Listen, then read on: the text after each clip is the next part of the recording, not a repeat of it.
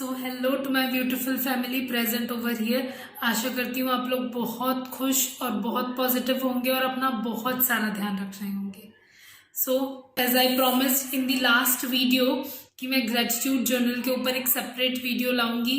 So now let's talk about gratitude journal. ठीक है, तो let me just quickly show you my gratitude journals.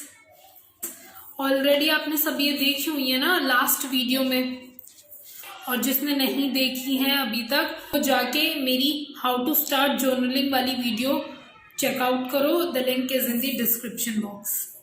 So let's come to the topic. तो ये तीन जो हैं वो मेरी ग्रेटिट्यूड जर्नल की बुक्स हैं।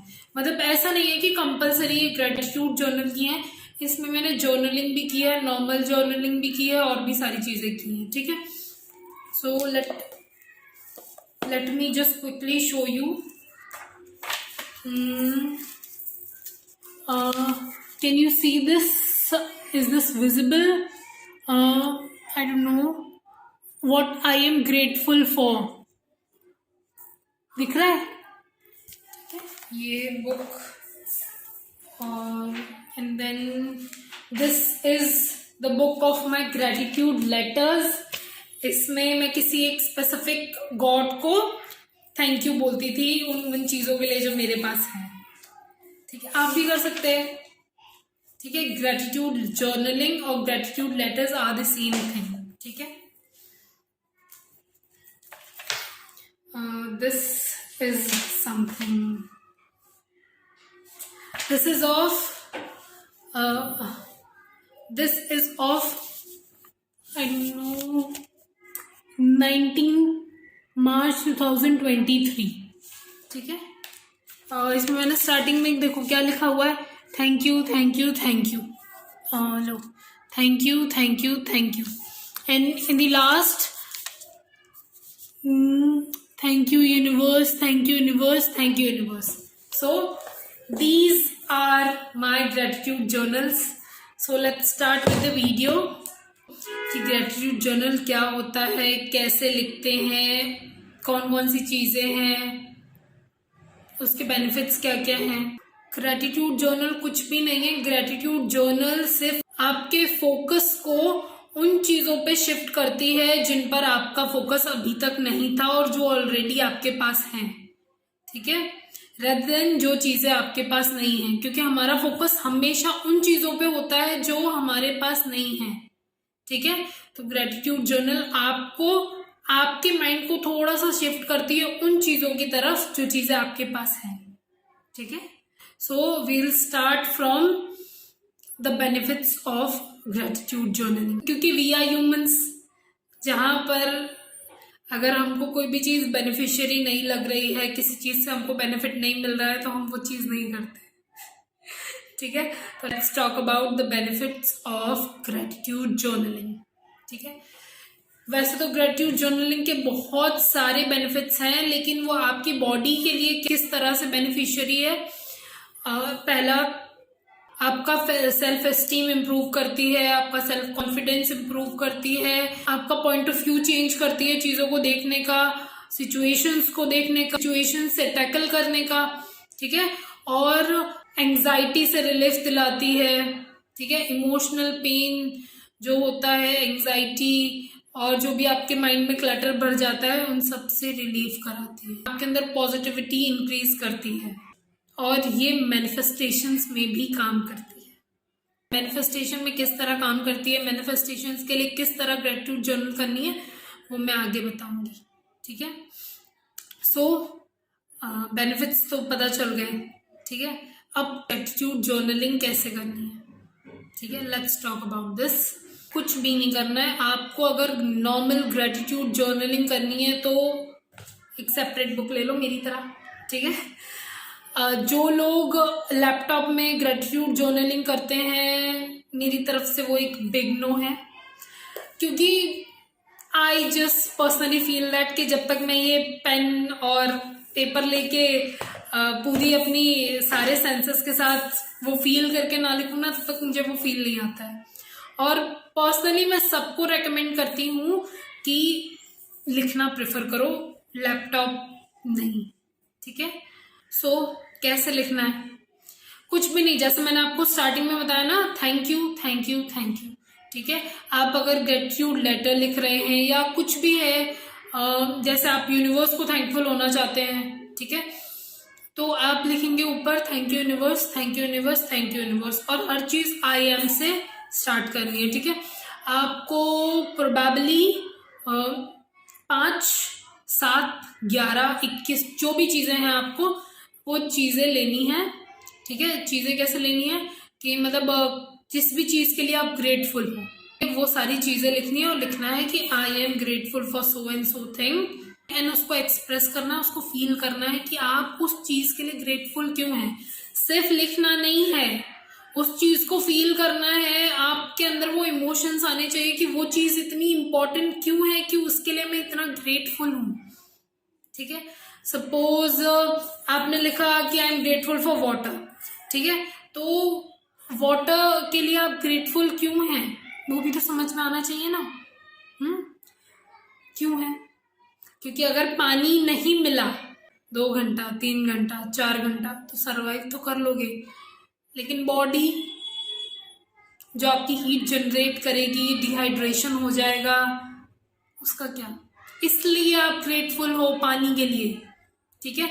और अगर अभी भी फील नहीं आ रहा है ना, इमोशंस नहीं हो रहे, तो एक दिन बिना पानी के रह के देख लो, समझ में आ जाएगा आप क्यों ग्रेटफुल हो। As simple as that. ठीक है। तो आपको उन चीजों पे फोकस करना है कि आप ग्रेटफुल किन किन चीजों के लिए हो। आई अंडरस्टैंड कि स्टार्टिंग में ऐसा लगेगा कि मेरे पास तो ऐसा कुछ है ही नहीं जिसके लिए मैं ग्रेटफुल हूं या हो सकता हूं, या ऐसा फील होगा कि मैं इस चीज के लिए ग्रेटफुल क्यों हूं, ये तो मेरी अपनी मेहनत है। ठीक है। मेरी मेहनत की वजह से मुझे ये चीज मिली है, मैं क्यों इसके लिए ग्रेटफुल हूं, मैं क्यों इस चीज का क्रेडिट किसी और को दूं। बट ऐसा नहीं है। ठीक है। हमारे पास जो भी चीजें हैं, जो कुछ है, वो सब यूनिवर्स की वजह से है। ठीक है। उसकी एनर्जी हमारे साथ अलाइंड है, इसलिए वो सारी चीजें हमारे पास है। ठीक है। तो we should always be grateful for the universe, for the god. This is why we are grateful for the universe और द गॉड। ठीक है। तो आप किसी भी चीज के बारे में लिख सकते हैं। For example, I am grateful for water, I am grateful for the air, I am grateful for this book. ठीक है। और I am grateful for the pen and pencil, I am grateful for this sanitiser, I am grateful for the airports. ठीक है। आप किसी के लिए भी लिख सकते हैं, आपके पास जो कुछ है। ठीक है। I am grateful for this body, I am grateful for my partner, my spouse. ठीक है। और सिर्फ ऐसे ही नहीं लिखना है, मैंने बताया ना, इमोशंस के साथ फील करके लिखना है वो चीज। तो फिर भी आपको फील नहीं आ रही है कि मैं इस चीज के लिए या इस इंसान के लिए क्यों ग्रेटफुल हूं, तो एक बार फील करके देख लीजिए। अगर वो आपका स्पेसिफिक पर्सन अगर आपकी लाइफ में नहीं होता, किसी और की लाइफ में होता, अगर वो आपको नहीं मिले होते, तो क्या होता?